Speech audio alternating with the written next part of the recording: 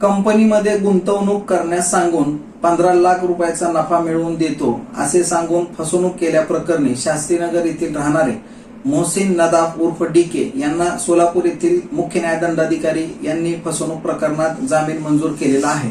यामध्ये घटनेची थोडक्यात हकीकत अशी आहे की फिर्यादी अब्दुल रहमान अल्ताफ हुसेन काझी राहणार विजापूर रोड सोलापूर यांना मोहसिन नदाफ याने त्याच्या डीके एंटरप्राइजेस प्रायव्हेट लिमिटेड कंपनीमध्ये दरमहा रक्कम रुपये 69,000 रुपये प्रमाणे 20 महिने रक्कम भरण्यास सांगून सदर रक्कमच्या बदल्यामध्ये 15 लाख रुपयाचा नफा मिळवून देतो असे सांगून फिर्यादीस सदर त्याच्या डीके कंपनीमध्ये डीके एंटरप्राइजेस प्रायव्हेट लिमिटेड कंपनीमध्ये पैसे भरण्यास सांगितले होते। त्याप्रमाणे फिर्यादीने मोहसिन नदाफ यांच्याकडे 2,37,000 रुपये भरले होते, परंतु त्यानंतर फिर्यादीस असे समजले की मोहसिन नदाफ हा कुठेही गुंतवणूक करत नाही, तसेच त्या पद्धतीने त्याचा कुठलाही व्यवसाय नाही।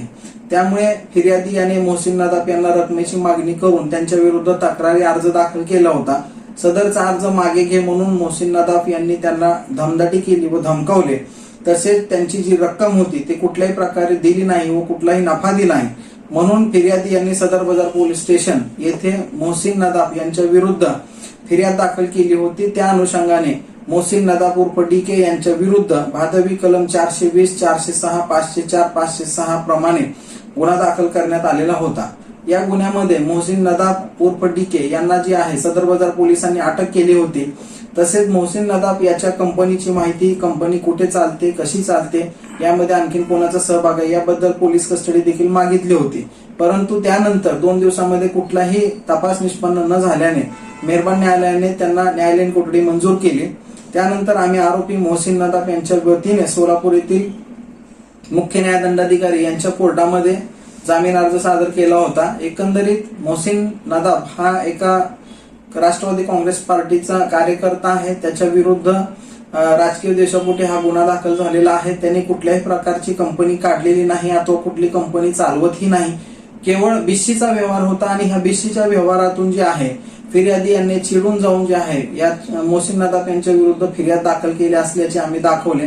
तसेच आरोपी हा सोलापुरातील कायमस्वरूपी रहिवासी आहे, कुठेही पळून जाणार नाही।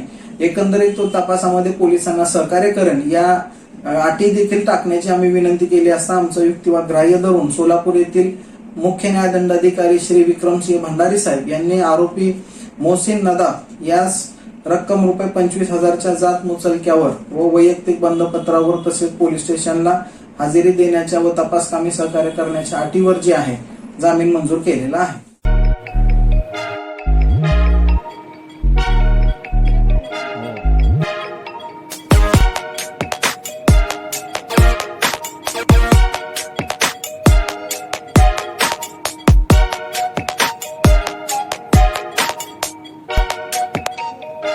सोलापूर शहरातील सुप्रसिद्ध हॉस्पिटल म्हणजे सेंट्रल मल्टी स्पेशालिटी हॉस्पिटल मागील अनेक वर्षापासून सेवा बजावत आहे। 24 तास इमर्जन्सी सर्व्हिस, मॉडर्न टेक्नॉलॉजी, अनुभवी डॉक्टर्स तसेच अत्याधुनिक तंत्रज्ञान सुविधांनी सुसज्ज स्त्रीरोग प्रसूती विभाग, ऑर्थोपेडिक विभाग, मेडिकल विभाग आणि इतर एकमेव नाव म्हणजे सेंट्रल मल्टी स्पेशालिटी हॉस्पिटल।